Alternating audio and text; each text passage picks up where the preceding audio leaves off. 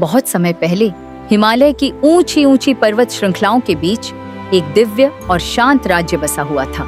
वहीं जन्म हुआ एक नन्ही, पवित्र और अद्भुत बालिका का, जिसका नाम था पार्वती। बचपन से ही पार्वती का मन भगवान शिव में लगा रहता था। वो घंटों एक छोटे से शिवलिंग के सामने बैठी रहती और मासूम दिल से प्रार्थना करती, हे महादेव, मैं आपको ही अपना जीवन साथी मानती हूँ। समय बीतता गया और पार्वती बड़ी होती गई, लेकिन उनका प्रेम, उनका विश्वास कभी नहीं बदला। एक दिन देवर्षि नारद उनके पास आए। उन्होंने मुस्कुराते हुए कहा, देवी पार्वती, आपका प्रेम सच्चा है, लेकिन भगवान शिव को पाने के लिए आपको कठोर तपस्या करनी होगी। पार्वती ने बिना एक पल सोचे निर्णय ले लिया। उन्होंने राजमहल की सुख सुविधाओं को छोड़ दिया और जंगल की ओर चल पड़ी। अब शुरू हुई एक ऐसी तपस्या जिसने पूरी सृष्टि को हिला दिया। तेज धूप में, बरसात में, कड़कती ठंड में पार्वती बिना हिले, बिना डिगे बस शिव का नाम जपती रहीं। उनकी भक्ति अटूट थी। उधर कैलाश पर्वत पर भगवान शिव गहरी तपस्या में लीन थे। उन्हें बाहरी दुनिया से कोई मतलब नहीं था। देवता चिंतित हो गए। अगर शिव ऐसे ही ध्यान में रहे तो संसार का संतुलन बिगड़ सकता था। तब उन्होंने कामदेव को बुलाया। तुम्हें शिवजी का ध्यान भंग करना होगा।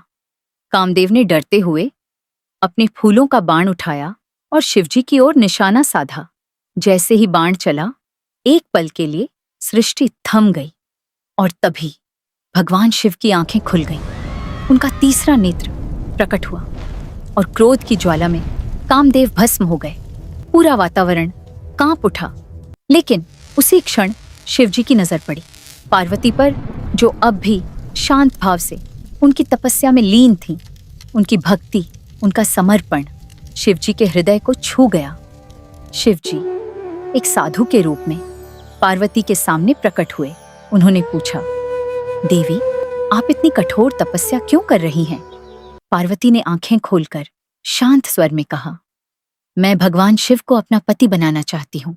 साधु ने मुस्कुराते हुए कहा, शिव, वो तो एक साधु हैं, न घर, न धन, न वैभव। पार्वती ने दृढ़ता से उत्तर दिया, मेरे लिए उनका प्रेम ही सबसे बड़ा धन है और मैं केवल उन्हीं को अपना पति मानती हूँ। यह सुनकर शिवजी प्रसन्न हो गए। उन्होंने अपना असली रूप प्रकट किया। चारों ओर दिव्य प्रकाश फैल गया और उन्होंने कहा, देवी पार्वती, आपकी भक्ति ने मुझे जीत लिया है। मैं आपसे विवाह करना चाहता हूँ। यह सुनकर पार्वती की आंखों में खुशी के आंसू आ गए। राजा हिमालय के महल में खुशियों की लहर दौड़ पड़ी। चारों ओर सजावट, संगीत, उत्सव का माहौल और फिर आया विवाह का दिन। लेकिन शिवजी की बारात कुछ अलग ही थी। भूत, प्रेत, अजीब गरीब गण नाचते गाते हुए आ रहे थे। यह देखकर पार्वती की माता घबरा गईं।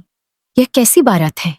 तभी नारद मुनि हंसते हुए बोले, चिंता मत कीजिए, यह तो महादेव की लीला है। तभी भगवान शिव ने अपना रूप बदला और एक सुंदर दिव्य वर के रूप में प्रकट हुए। अब सबके चेहरे पर खुशी लौट आई। विवाह मंडप में अग्नि जल रही थी, मंत्रों की गूंज और दिव्य वातावरण। शिव और पार्वती एक दूसरे का हाथ थामे 7 फेरे ले रहे थे। उस पल 2 आत्माएं एक हो गईं। यह विवाह केवल एक रिश्ता नहीं था, यह था भक्ति, विश्वास और सच्चे प्रेम का प्रतीक।